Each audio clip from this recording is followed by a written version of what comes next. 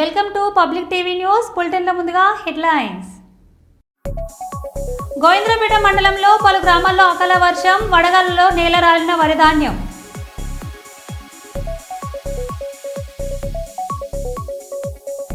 ఆగి ఉన్న లారీని కారు ఢీకొట్టిన సంఘటన పెద్దపల్లి జిల్లా సుల్తానపట్నంలో చోటు చేసుకుంది.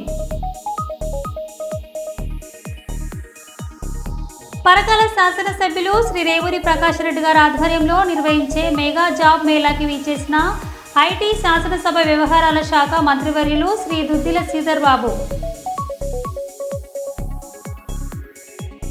ఏకవీర ఎల్లమ్మ ఆలయంను సందర్శించిన పరకాల శాసనసభ్యులు శ్రీ రేవూరి ప్రకాష్ రెడ్డి.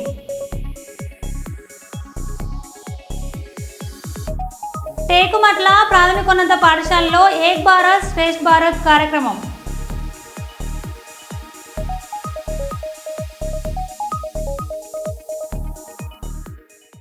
ఇక వివరాల్లోకి వెళ్తే, పరకాల్లోని లలిత కన్వెన్షన్ హాల్లో నిరుద్యోగ యువతీయువతులకు వివిధ కంపెనీలలో ఉద్యోగ అవకాశాలు కల్పించేందుకు ఏర్పాటు చేసిన మెగా జాబ్ మేళా నందు వివిధ కంపెనీలు ఏర్పాటు చేసిన రిజిస్టర్ కౌంటర్ల నందు నమోదు ప్రక్రియను జిల్లా కలెక్టర్ ప్రావీణ్య పరిశీలించారు. ఈ కార్యక్రమంలో జిల్లా అదనపు కలెక్టర్ వెంకటరెడ్డి, డిఆర్డీఓ మేన శ్రీను, వివిధ సంక్షేమ శాఖ అధికారులు పాల్గొన్నారు.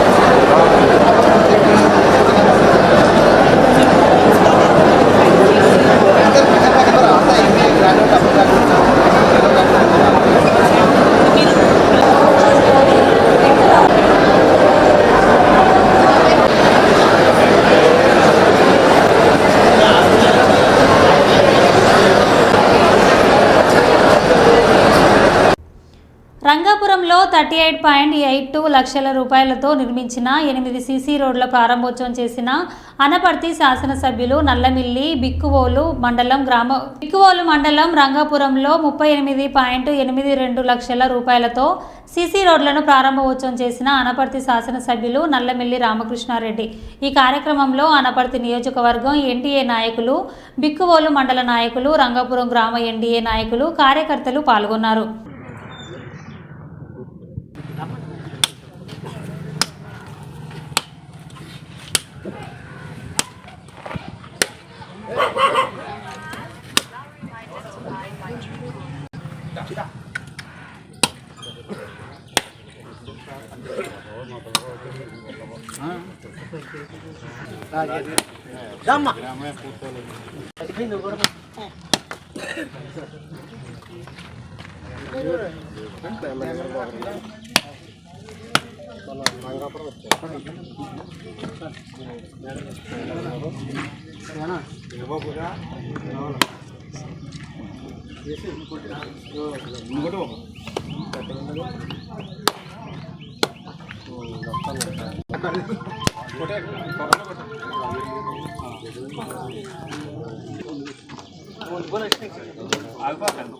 లోక్సభ మరియు రాజ్యసభలో అమిత్ షా గారి ఆధ్వర్యంలో ప్రవేశపెట్టినటువంటి వాక్ బిల్ ఆమోదం పొందిన సందర్భంగా మంచిర్యాల జిల్లా బీజేపీ అధ్యక్షులు నగునూరి వెంకటేశ్వర్ గౌడ్ గారి ఆదేశాల మేరకు ఈరోజు చెన్నూరు పట్టణంలో ఉన్నటువంటి బీజేపీ కార్యాలయం వద్ద భారతదేశ ప్రధాని నరేంద్ర మోడీ గారి చిత్రపటానికి చెన్నూరు పట్టణ బీజేపీ అధ్యక్షులు జాడ్ తిరుపతి గారి ఆధ్వర్యంలో మంచిర్యాల జిల్లా అధ్యక్షులు నగునూరి వెంకటేశ్వర్ గౌడ్ అతిథిగా వీచేసి చెన్నూరు పట్టణ బీజేపీ నాయకులతో కలిసి క్షీరాభిషేకం చేయడం జరిగింది. ఈ కార్యక్రమాన్ని ఉద్దేశించి జిల్లా బీజేపీ అధ్యక్షులు నగునూరి వెంకటేశ్వర్ గౌడ్ మాట్లాడుతూ వాక్ బిల్ సవరణ అనేది లోక్సభలో మరియు రాజ్యసభలో ఆమోదం పొందడం అనేది ఈ దేశానికి గర్వకారణమని చెప్పుకొచ్చారు. అది బీజేపీ హయాంలో జరగడం చాలా హర్షణీయమన్నారు. అనేక సార్లు కాంగ్రెస్ పార్టీ తన అనుకూలం కోసం ఒక సముదాయాన్ని కొంతమంది సమూహాలను వాళ్ళను సంతృప్తి పరచడానికి చేసినటువంటి యొక్క చట్టాలను ఈరోజు తొలగించడం జరిగిందని చెప్పి ఈ సందర్భంగా మనం చేస్తా ఉన్నాం. దీనికి సందర్భంగా భారతదేశంలో ఉన్నటువంటి ప్రజలందరూ ఓన్లీ హిందువులే కాదు, క్రిస్టియన్లే కాదు, ముస్లింలు కూడా ఈరోజు సంతోషపడతా ఉన్నారని చెప్పి ఈ సందర్భంగా మనం చేస్తా ఉన్నాం. ఈరోజు వక్ఫ్ బోర్డు లోపల మైనార్టీ మహిళల ఇద్దరికి స్థానం ఇచ్చిండ్రు. మైనార్టీ యొక్క ఏదైతే పసుమంద ముస్లింస్ ఉన్నారో వాళ్ళకి ఇచ్చిండ్రు. వెనుకబడినటువంటి ముస్లిం సమాజం ఉన్నదో వాళ్ళకు కూడా వక్ఫ్ బోర్డు లోపల ఇద్దరికి స్థానం ఇవ్వాలని చెప్పి ఇలా నిర్ణయించడము చాలా గొప్ప విషయం అని చెప్పి ఈ సందర్భంగా మనం చేస్తా ఉన్నాం. కేంద్ర ప్రభుత్వం కేంద్ర వక్ఫ్ బోర్డునే కాదు, రాష్ట్ర వక్ఫ్ బోర్డులలో కూడా సున్నీ షియాకు సంబంధించినటువంటి 2 వక్ఫ్ బోర్డులను కూడా ఏర్పాటు చేసుకోవడానికి ఇవాళ కేంద్ర ప్రభుత్వము ఈ చట్టం ద్వారా వీలు కల్పించడంతో అనేక మంది ముస్లింలు ఏదైతే దోపిడీకి గురవుతా ఉన్నారో వక్ఫ్ ఆస్తులు ఎన్ని వస్తాయో తెలియదు, ఎన్ని పోతాయో తెలియదు, దానికి లెక్క లేదు, పత్రం లేదు, కుర్చీలో కూర్చున్నాడు తింటాడా, పాకిస్తాన్కు పంపుతాడా, ఎవరికి తెలియని సత్యమైన సందర్భం లోపల ఇవాళ బ్రహ్మాండమైనటువంటి ఆడిట్ చేసే అవకాశాన్ని ఇలా మరి నరేంద్ర మోడీ గారు ఈ బిల్లు లోపల ప్రవేశపెట్టారు. ఈ బిల్లు సందర్భంగా ఎవరికి నష్టం జరగదు మిత్రులారా. ఏమన్నా వాళ్ళ యొక్క మసీద్ లోపల కానీ వాళ్ళ యొక్క అంతర్గత వ్యవహారాల లోపల కానీ ఈ బిల్లు జోక్యం చేసుకోదు. కేవలం ఏదైతే చట్టబద్ధంగా జరగాలి అనేటువంటి అంశాల లోపల మాత్రమే ఈ బిల్లు జోక్యం చేసుకుంటూ ఉంటుంది. కేవలం మరి నేను ఎవరిదో ఆస్తి ఇక్కడ ఉన్నది, నేను బీజేపీ ఎంకన్నా నేను జగన్నాథ స్వామి గుడికి దానం చేస్తా అంటే ఈ శ్రీపాల్ ఒప్పుకుంటానే ఆయన జాగా నన్ను ముట్టు మీద అంటాడు. అట్లనే ఇవాళ వక్ఫ్ ఆస్తికి ఎవరైనా డొనేషన్ చేయాలనుకుంటే నీ దగ్గర రిజిస్టర్డ్ డాక్యుమెంట్ ఉంటేనే చేయాల్సి వస్తుంది. ఉట్టిగానే నాదే భూమిని ఉంచుకోమంటే నడది. మా తాతల గుర్రాలు ఇక్కడ మేసినాయి, ఔరంగజేబ్ గుర్రాలు ఇక్కడ మేసినాయి కాబట్టి ఈ గుర్రాలు మేసిన భూమి వక్ఫ్ భూమి అంటే ఇన్ని రోజులు నడిచింది, ఇప్పుడు నడవదు. ఇటువంటి విషయాల లోపల మరి 500 సంవత్సరాల కింద ఉన్నటువంటి గుళ్ళు మాయే, పార్లమెంటు భవనం మాదే, ఇలాంటి నడవై. మీ దగ్గర కాగితం ఉన్నదా, రిజిస్ట్రేషన్ ఉన్నదా, ఆధారాలు ఉన్నాయా అనేటువంటి బిల్లును పరిశీలించడానికి దీని మీద సుప్రీంకోర్టుకు, హైకోర్టుకు, జిల్లా కోర్టుకు పోయేటువంటి అవకాశం ఇవాళ వక్ఫ్ బోర్డు లోపల మనం కేంద్ర ప్రభుత్వం కల్పించింది. మిత్రులారా, ఇన్ని రోజులు వక్ఫ్ తీర్పిస్తే, ట్రిబ్యునల్ తీర్పిస్తే అది అంతిమము, దాని మీద అపీల్ పోవడానికి అవకాశం లేదు. ఈ రాజ్యాంగం లోపల ఎక్కడైనా కూడా సుప్రీంకోర్టు పోవడానికి, న్యాయ వ్యవస్థను సంప్రదించడానికి అడ్డంకులున్నాయా? ఇది వ్యతిరేకమైనటువంటి బిల్లు కాదా? కాబట్టి దాన్ని తొలగించింది నరేంద్ర మోడీ ప్రభుత్వము. ఈ ప్రభుత్వము తొలగించినటువంటి మన నిబంధనలన్నీ స్వచ్ఛమైనవి అని చెప్పి నేను సందర్భంగా మనం చేస్తాం. ఎవరైనా నేనున్నా లేకుంటే మా శ్రీపాల్ ఉన్నాడు, బలవంతంగా మత మార్పిడి చేసిండ్రు, ఆయన దగ్గర ఒక 1000 కోట్లు ఆస్తున్నది, ఏదో తొందరపాట్లు అయింది అనుకుందాం, కాంగ్రెస్ ఆయన 1000 కోట్లు వక్ఫ్కి ఇస్తా అంటే నడవది. బాబు, నువ్వు ఇస్లాం స్వీకరించిన తర్వాత ఒక 5 సంవత్సరాలు గడిపి చూడు, గడిపినాక నీ ఆస్తి ఇయ్యదలుచుకుంటే అప్పుడు మీరు బలవంత పరిస్థితులలో చేస్తానరా, రోగ్ చేస్తానరా అనేది క్లియర్ కట్గా ఉండదు కదా స్పాట్లో చేస్తే.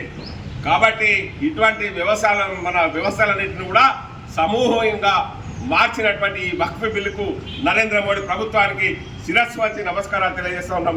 భారత్ మాతాకి జై.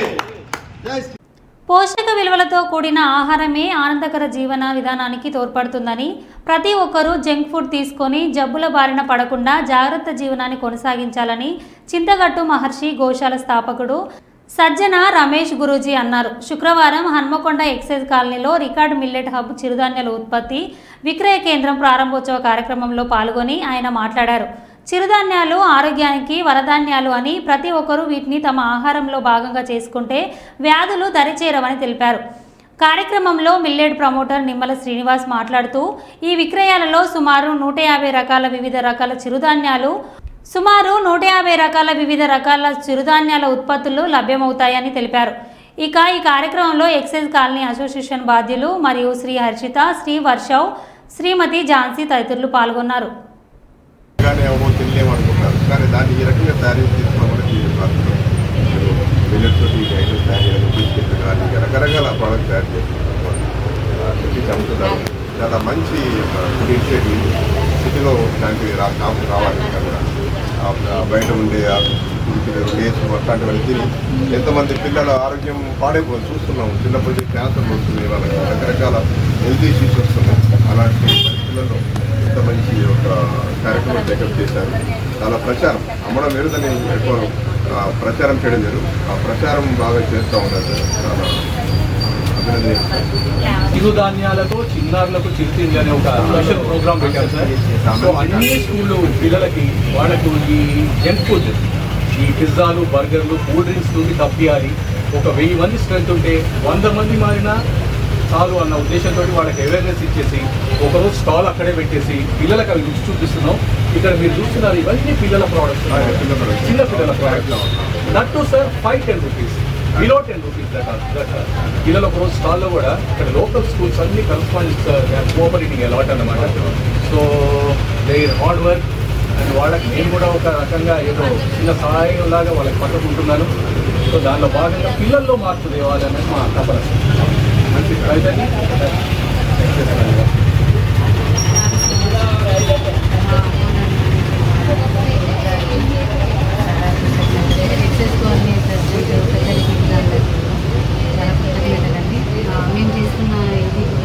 మేము చేస్తున్న పనికి మేము ఫుడ్ ఇప్పుడు మేము మార్నింగ్ కూడా రాగి జావా అందించగలం. గుమ్మటి రాగి జావా నైట్ వచ్చేసి ఇంకా ఓల్డ్ ఏజ్ వాళ్ళకి రెడీ టు చేసి పెట్టేసి గోధుమ పిండిని కలిపేసి మైదా పిండిని అవి కాకుండా మేము అందించే ప్రయత్నం చేస్తున్నాం. అండ్ మా అధ్యక్షుడు సురేష్ గారు కూడా ఫస్ట్ రమేష్ గురువు గారికి ప్రత్యేక ధన్యవాదాలు. మాకు కూడా ఏంటంటే గత 2 సంవత్సరాల క్రితం అడగగానే గురువు గారి దగ్గర పర్మిషన్ కోసం పోయాము. 2017లో అప్పుడు విజిట్ చేసాం సార్. క్యాన్సర్ గురించి పేషెంట్ని పట్టుకుని రావడం జరిగింది. అలా నాకు తెలిసింది సార్ మార్పు దోషాలు సిస్టర్. సో అప్పుడు గురువు గారిని ప్రత్యేకంగా కలిసి మెడిసిన్ అగ్రికల్చర్ మీకు పర్మిషన్ ఇవ్వండి, ఇక్కడ స్టాక్ పెట్టుకుంటాను జస్ట్ ఇమీడియట్గా ఇచ్చింది. పెట్టేసుకోండి అలాగే మీ అందరికీ కూడా ఈ పుష్యమి నాడు చిన్నపిల్లలకి 16 సంవత్సరాల పిల్లలకి మన స్వర్ణబిందు అవి డ్రాప్ చేయటం ఈ రోజులలో ఇంత కాస్ట్ ఏ ఇది లాభాపేక్ష లేకుండా చేస్తున్నారు.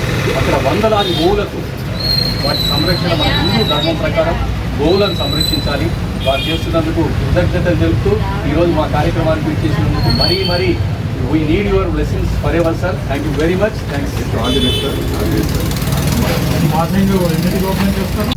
దేశాన్ని రక్షించుకుందాం, మతోన్మాదాన్ని ప్రాలదోల్దాం. సిపిఐ కార్యదర్శి కె రామకృష్ణ. దేశంలో ప్రజాస్వామ్యాన్ని రక్షించుకుందాం, మతోన్మాదాన్ని ప్రాలదోల్దామని సిపిఐ రాష్ట్ర కార్యదర్శి కె రామకృష్ణ పిలుపునిచ్చారు. సిపిఐ నగర సమితి ఆధ్వర్యంలో గురువారం లౌకిక రాజ్యాంగ పరిరక్షణకై కదలిరండి, వాక్స్ బోర్డు ఆస్తులు చట్ట సవరణను వ్యతిరేకించండి, మైనారిటీపై దాడులు ఖండించాలని కోరుతూ లెనిన్ సెంటర్లో లెనిన్ విగ్రహం వద్ద అమరవీరులు భగత్ సింగ్, అంబేద్కర్ స్ఫూర్తితో నగర కార్యదర్శి జి కోటేశ్వరరావు అధ్యక్షతన జరిగిన ముఖ్య అతిథిగా సిపిఐ రాష్ట్ర కార్యదర్శి కె రామకృష్ణ హాజరై మాట్లాడుతూ దేశవ్యాప్తంగా 500 జిల్లాలలో ప్రచారణ ఉద్యమం మార్చి 23 భగత్ నుండి ఏప్రిల్ 14 వరకు ప్రచారణ ఉద్యమాన్ని నిర్వహించనున్నట్లు చెప్పారు. బ్రిటిష్ ప్రభుత్వం అతి క్రూరంగా భగత్ సింగ్ 23 సంవత్సరాల చిన్న వయసులో ఉరితీసే సమయంలో ఉద్యమం ఆగదని ఉవ్వెత్తున ఉబికి వస్తున్న బ్రిటిష్ వారిని హెచ్చరించారని, 1947 ఆగస్టు 15 దేశ ప్రజల స్వాతంత్రాన్ని సంపాదించుకున్నారని తెలిపారు. హిందువులకు మహమ్మదీయులకు, సిక్కులకు మహమ్మదీయులకు తగాదాలు పెట్టే పద్ధతుల్లో మైనార్టీ శాఖ మంత్రి కిరణ్ రిజిజు గారు పార్లమెంట్లో కూడా మాట్లాడారు. దీన్ని తీవ్రంగా తప్పుపడతా ఉన్నాం, ఖండిస్తూ ఉన్నాం. ఇవాళ వక్ఫ్ బిల్లును ఆమోదించడం ద్వారా, దాని సభను తీసుకురావడం ద్వారా ఇవాళ భారతదేశంలో మైనార్టీలందరూ కూడా అభద్రతా భావనకు గురయ్యే పరిస్థితులు. రాబోయే రోజుల్లో వక్ఫ్ ప్రాపర్టీస్ పైన ప్రభుత్వానికి వారికి ఒక రకమైనటువంటి అధికారం చెలాయించే పద్ధతిలో ముందుకు సాగుతూ ఉన్నారు. ఖచ్చితంగా భవిష్యత్తులో క్రిస్టియన్ ప్రాపర్టీస్ పైన, దేవాలయాల ప్రాపర్టీస్ పైన కూడా ప్రభుత్వమే పెత్తనం చెలాయించే రోజులు ఎంతో దూరంలో లేవు. ఖచ్చితంగా ఆ రకంగా ఈ ప్రభుత్వం ముందుకు సాగుతూ ఉంది. దానికి వ్యతిరేకంగా ఇవాళ, ఎందుకంటే రాజ్యాంగంలోనే ఆర్టికల్ 26 ఏదైతే ఉందో ఏ మత విభాగాలు వారి నిర్వహణ కోసం వారికి ఉన్న స్వేచ్ఛని ఇవాళ కట్టడి చేస్తూ దాన్ని ఆ ఆర్టికల్ 26ను వైలేట్ చేస్తూ నిన్న వక్ఫ్ బిల్లును ఆమోదించారు. దీన్ని ఇవాళ దేశవ్యాప్తంగా ఉన్నటువంటి మైనార్టీలే కాదు, ఇవాళ లౌకికవాద భావాలు ఉన్న వాళ్ళు అన్ని మతాలకు కూడా స్వేచ్ఛ ఉండాలనే ప్రతి ఒక్కరు కూడా దీన్ని ఖండించాలి. ఇవాళ రాజ్యాంగాన్ని, లౌకికవాదాన్ని, ప్రజాస్వామ్యాన్ని కాపాడుకోవడానికి సకల ప్రజాతంత్ర శక్తులు, కమ్యూనిస్టులు, వామపక్షాలు కాకుండా లౌకికవాద పార్టీలన్నీ కూడా ముందుకు రావాలని చెప్పి కూడా విజ్ఞప్తి చేస్తూ ఉన్నాం. కేంద్రంలో అధికారంలో ఉన్న నరేంద్ర మోడీ ప్రభుత్వానికి వ్యతిరేకంగా జరుగుతున్న ఈ పోరాటంలో సకల లౌకిక ప్రజాతంత్ర శక్తులందరూ కూడా సమైక్యంగా ముందుకు సాగాలని ఈ సందర్భంగా విజ్ఞప్తి చేస్తూ ఉన్నాం. ప్రత్యేకించి రాష్ట్రంలో ముఖ్యమంత్రి చంద్రబాబు నాయుడు గారు ఆయన కూడా ఆలోచించాలి. వాళ్ళ డబుల్ ఇంజన్ సర్కార్ పేరుతో మీరు చాలా ప్రచారం చేశారు. మరి డబుల్ ఇంజన్లో ఈ రాష్ట్రానికి వచ్చింది ఏమిటో మీరు చెప్పలేకపోతా ఉన్నారు. ఇవాళ ఒక మున్సిపాలిటీలు ఏదైనా చేయాలంటే కూడా ఇవాళ డబ్బులు లేవు. గ్రామాల్లో పంచాయతీలు ఏమైనా కార్యక్రమాలు చేయడానికి డబ్బులు లేవు. ఇవాళ మొత్తం అన్ని ప్రాంతాల్లో కూడా పనులు ఆగిపోయినాయి. ఒక్క అమరావతిలో మాత్రమే అక్కడ నిధులు అంటే నిధులు రాలేదు. ఇవాళ అప్పులు తెచ్చి అక్కడ పనిచేస్తారు. అది ఏషియన్ డెవలప్మెంట్ బ్యాంక్ కానీ, హెడ్కో కానీ, వరల్డ్ బ్యాంక్ కానీ వాళ్ళ దగ్గర రుణాలు తెచ్చి అమరావతిలో పనులు జరుగుతూ ఉన్నాయి తప్పితే ఇవాళ స్థానిక సంస్థల్లో పనులు జరగడంలే. ప్రభుత్వం ప్రకటించిన కార్యక్రమాలు అమలు చేయడానికి కూడా డబ్బులు సాలడంలే. కాబట్టి డబుల్ ఇంజన్ సర్కార్ పేరుతో మీరు ప్రజల్ని మభ్యపెడతా ఉన్నారు తప్పితే ఈ రాష్ట్రంలో, కేంద్రంలో అధికారంలో బీజేపీ ప్రభుత్వం వల్ల ఒరిగింది ఏమి లేదు. దీన్ని తీవ్రంగా ఆలోచించాలని చెప్పి రాష్ట్ర ప్రజానికానికి కూడా విజ్ఞప్తి చేస్తారు.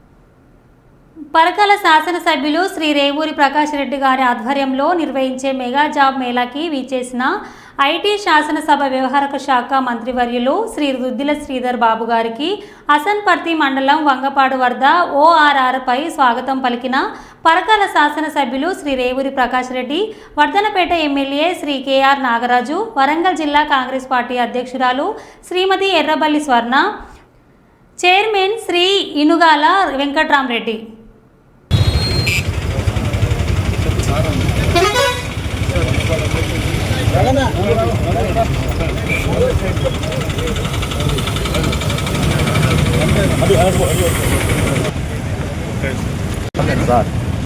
మేడం ఇక్కడ చూడండి మేడం.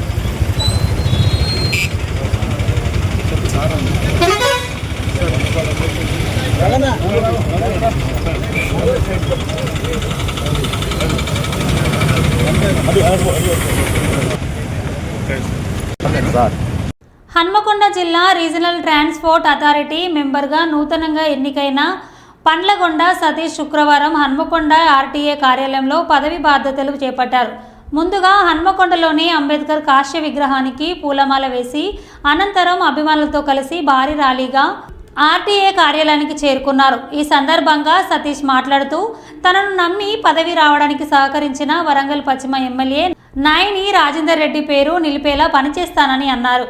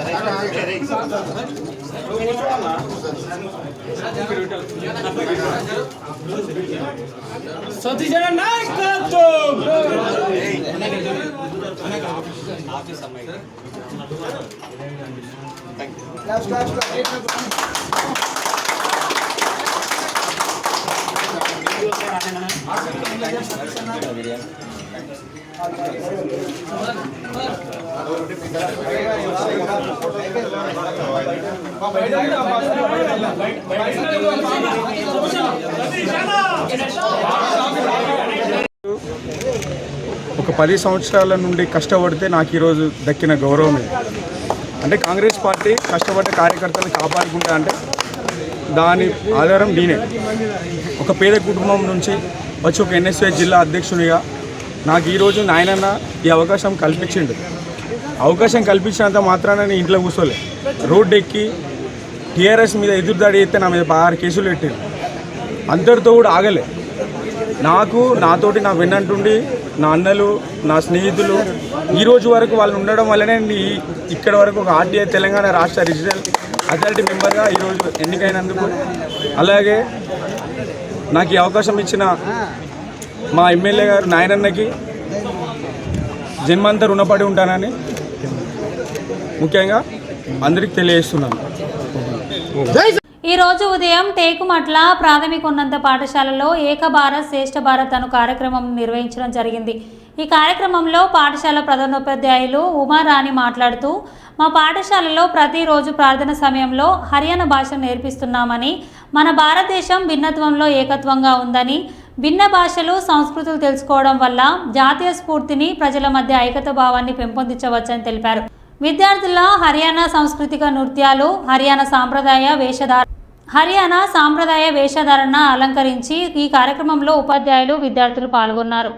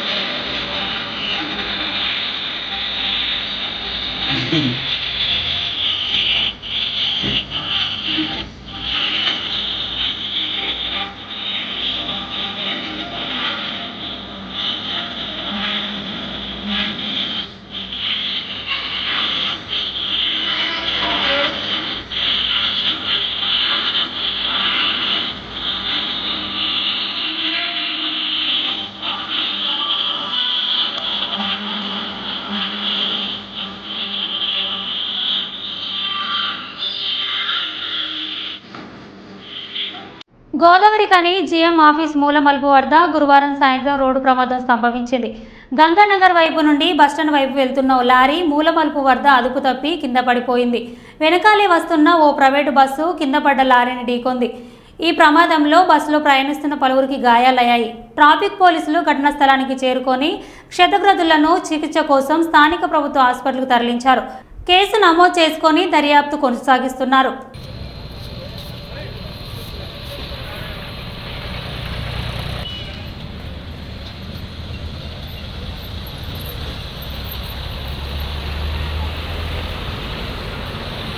ఒకటి పోయి 2 అయినాయి. తెచ్చుకారం రమ్మన్న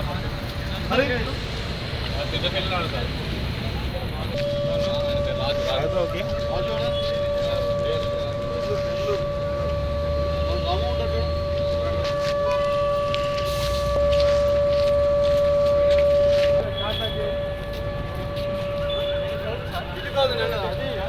హైవే మీద పెట్టండి.